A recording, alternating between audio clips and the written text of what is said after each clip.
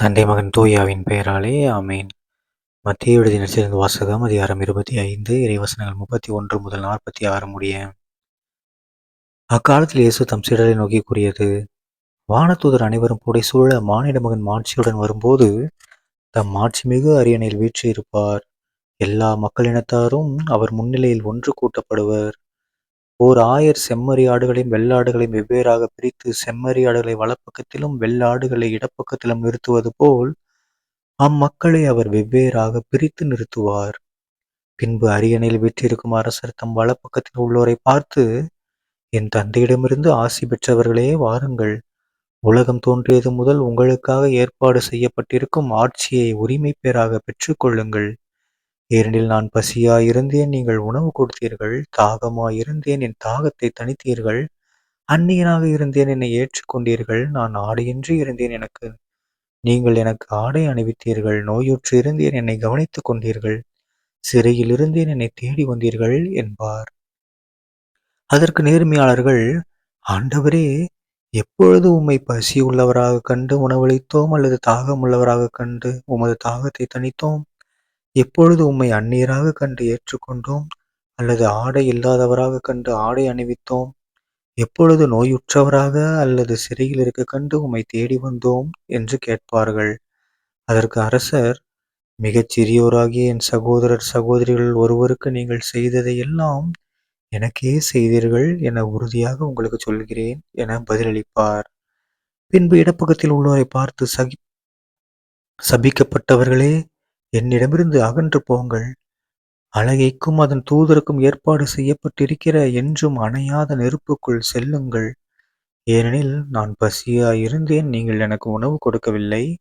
தாகமாயிருந்தேன், என் தாகத்தை தணிக்கவில்லை. நான் அந்நியனாயிருந்தேன், நீங்கள் என்னை ஏற்றுக்கொள்ளவில்லை. ஆடையின்றி இருந்தேன், நீங்கள் எனக்கு ஆடை அளிக்கவில்லை. நோயுற்றிருந்தேன், சிறையில் இருந்தேன், என்னை கவனித்துக் கொள்ளவில்லை என்பார்.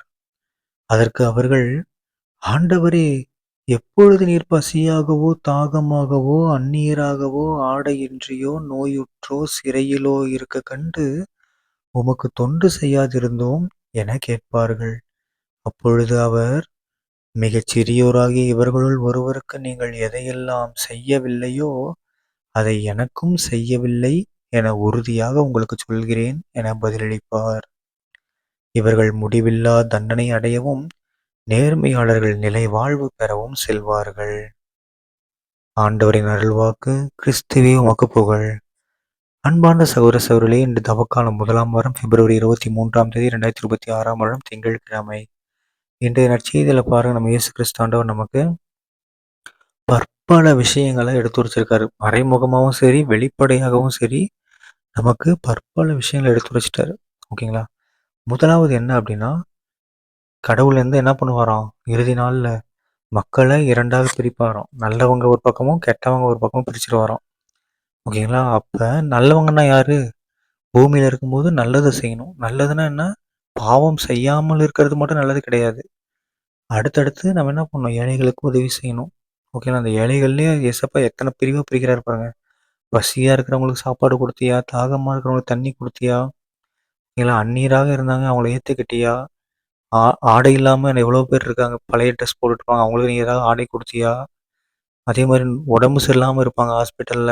இல்லைன்னா உங்க ஏரியா பக்கத்துல, உங்க வீட்டு பக்கத்துல கவனிக்க ஆள் இல்லாம இருப்பாங்க. அவங்கள நீ போய் கவனிச்சியா? ஓகேங்களா? அதே மாதிரி யாராவது சிறையில் இருப்பாங்க. அவங்களுக்கு நீ ஏதாவது ஆறுதல் சொல்ல போனியா? அப்படின்னு ஏசப்பா கேட்பாரு. இல்லைன்னா என்ன ஆயிரும்? போய் உட்கார வேண்டியதான் நாம. நரகத்துக்கு போக வேண்டியதான். ஏன்னா நீ அவங்களுக்கு எதுவுமே பண்ணலையா? அப்ப நீ எனக்கும் பண்ணல, நீ யாருன்னு எனக்கு தெரியாது அப்படின்றவாரு ஏசப்பா.